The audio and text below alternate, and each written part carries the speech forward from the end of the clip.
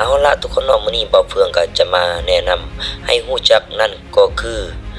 โรงแรมยอดแอดนั่นเองเนาะทุกคนเนาะอันนี้ก็จะเป็นสภาพภายนอกและก็เฮาก็มาเบิ่งกันสภาพในมุมสูงเนาะทุกคนเว้ยมุมสูงบอกได้เลยโคตรงามเลยสถานที่ที่ตั้งนี่โคตรงามเลยทุกคนเนาะเบิ่งวิวอยู่ทางอ้อมข้างนี่บรรยากาศมื้อนี้อากาศกับฟ้าบดเนาะบ่มีแดดพอปานใดให้ทุกคนเบิ่งชมในภาพมุมสูงนี่บอกได้เลยว่าอากาศนี่โคตรดีโคตรคักเลยและอีกอย่างหนึ่งก็โรงแรมนี้ก็จะตั้งอยู่ในสถานที่ที่สูงเนาะและก็มีความสงบ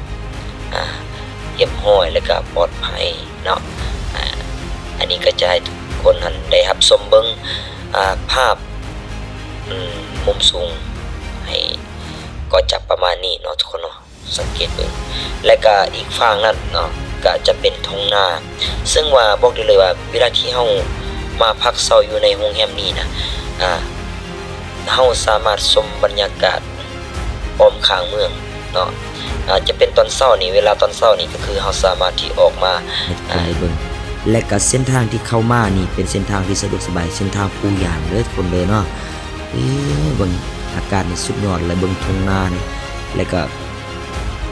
มันเป็นตาออนซอนแฮงพี่น้องเอ้ยอันนี้แหละคือบรรยากาศแล้วก็อันนี้ก็เป็นสายน้ำแอดเด้ออันนี้ก็เป็นเส้นทางที่อยู่ลุมกับนี่บ้านพักนี่เนาะและก็เขาก็จะมารับชมบรรยากาศเข้าไปเบิ่งในแต่ละห้องส่วนนี้เนาะส่วนนี้ก็จะเป็นบอนที่แต่งกินบอนที่เฮ็ดอาหารเพื่อ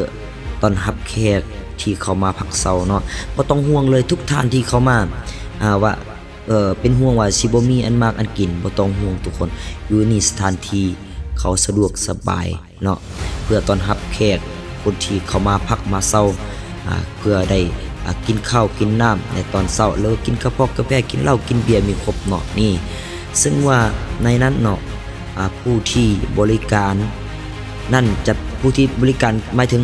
ผู้ที่แต่งข้าวแต่งน้ำให้กินนะจะเป็นคนเวียดเนาะแล้วก็เบิ่งอันนี้ก็จะเป็นจุดชมวิวที่ให้เบิ่งไปนั้นและเฮาก็มาชมห้องนอนเนาะนี่ห้องนอนอันนี้ก็จะเป็นเตียงเดียวเนาะซึ่งสามารถนอนได้2คน3คนและก็จะมีทั้งแอร์พร้อมเนาะนี่จะเป็นตู้ที่เฮาเก็บเครื่องไว้นี่คนเนาะใครออกมานี่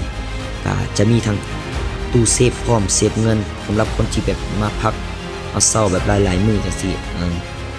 ก็สามารถที่เอาเงินมาไว้นี่มีความปลอดภัยแล้วก็ห้องน้ำสะดวกสบายงดงามเนาะแล้วก็จะมีทั้งหม้อน้ำอุ่นพร้อมเนาะมีห้องน้ำนี้แล้วก็ให้ทุกคนได้รับชมภาพรวมและก็เฮาจะมารับชมในห้องเตียงคู่ทุกคนเนาะนี่คือห้องสะอาดสะอ้างงามเพราะว่าเขาได้มีการอัปเกรดปรับปรุงขึ้นใหม่เบิดทุกอย่างเนาะจะมีทั้งแอร์มีทั้งหม้อน้ำอุ่นนี่ให้ทุกคนได้เบิ่งสภาพห้องน้ำเนาะนี่เห็นบ่หม้อน้ำอุ่นแล้วก็จะมี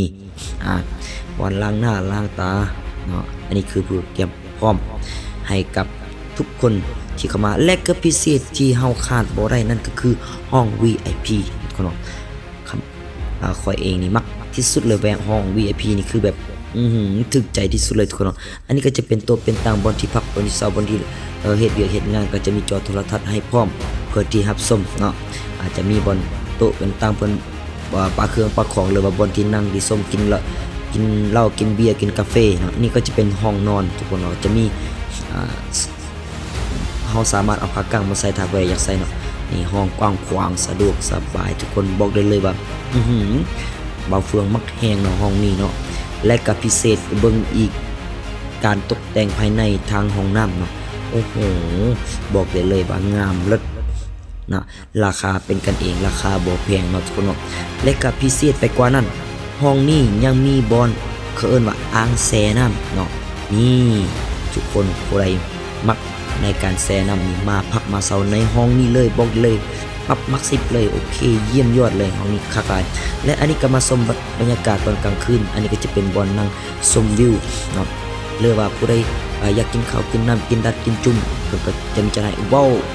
แล้วก็พาทุกคนมารับชมอาหารการกินที่ บ่าวเฟืองกินในมื้อนี้ก็จะมีอาหารประมาณนี้เลยทุกคนบอกได้เลยมีทั้งกุ้งมีหลายๆอย่างเนาะมีทั้งกุ้งทั้งซีนทั้งฮอทดอกอีหยังต่างๆอันนี้ก็จะเป็นหม้อจุ่มเนาะอันนี้ก็จะมีเห็ดแล้วก็มีเส้นแล้วก็มีผักให้พร้อม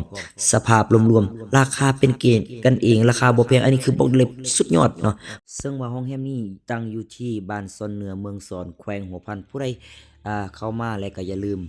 พักมาเซาได้ตัวนี้เนาะแล้วก็เราจะทิ้งเบอร์โทรให้เพื่อให้ทุกคนมาติดต่อมาพักมาเซาเอาอย่าลืมมาพักเซากันหลายเด้อเพราะว่าโรงแรมแห่งนี้จะมีครบเลยเนาะทั้งจะมีอาหารการกิน